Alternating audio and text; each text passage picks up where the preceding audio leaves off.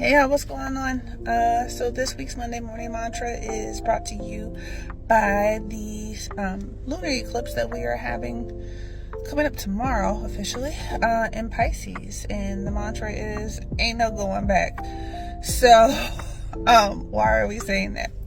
Eclipse season is like, think about being in a breezeway or a corridor, and you come into this particular corridor through one particular door, right?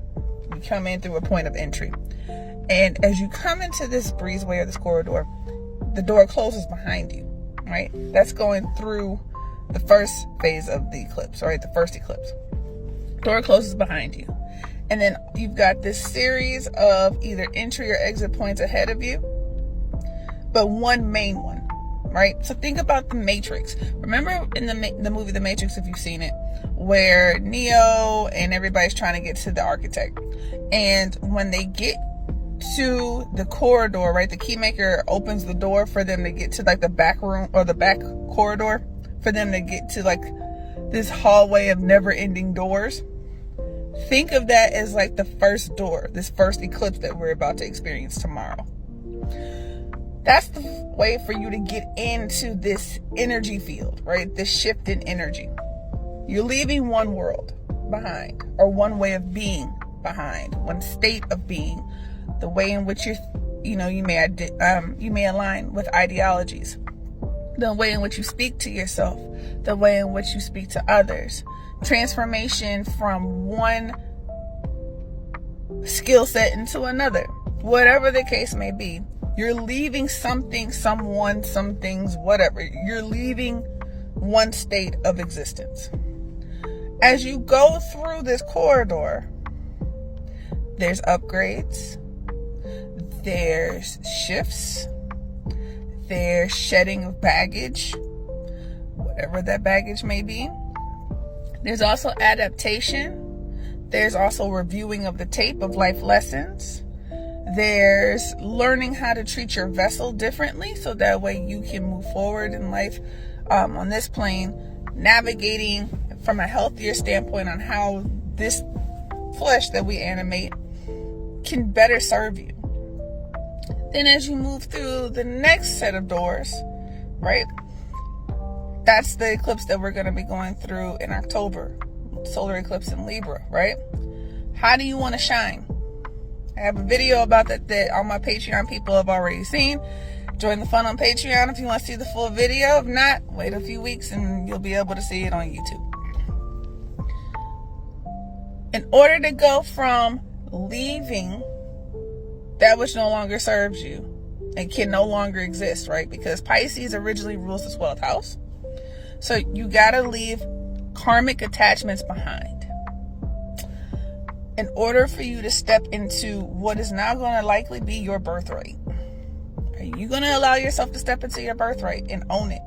Regardless of if it's what you thought it was going to be, if it shows up in the ways that you anticipated it or that you manifested it in your mind. Because sometimes, a lot of times, universe, spirit, cosmos has a way of bringing what we need in ways that we never even thought about. I was going to say in larger ways because that's what I was called to say, so I'll say larger. Maybe that's for someone in particular. In order for you to move and transcend into this next phase of who and or what you were supposed to be in this next iteration of your life. So there is no looking back. And if you try to look back,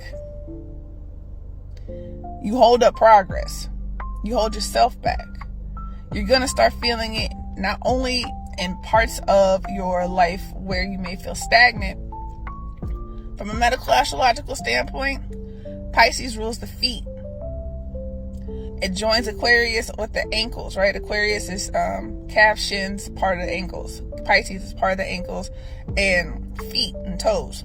So you may feel like you have restless feet, restless legs, right? Maybe you feel like you need to go run more. Maybe you're feeling more called to put your feet into water and to draw your manifestation skills from that space. Maybe you're feeling the need to let somebody else rub your feet, reflexology. Pampering your feet, pampering your soul, and believe it or not, so much with the body can be linked to your hands and your feet.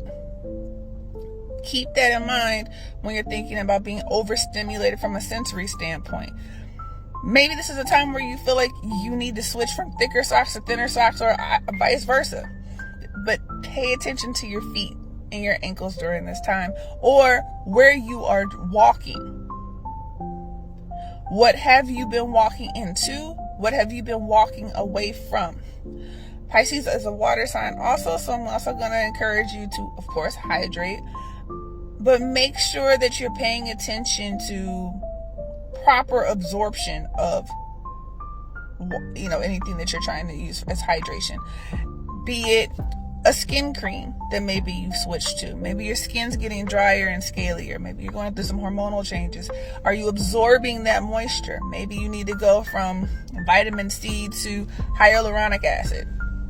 Maybe you're having some food allergies that are causing you to have skin breakouts.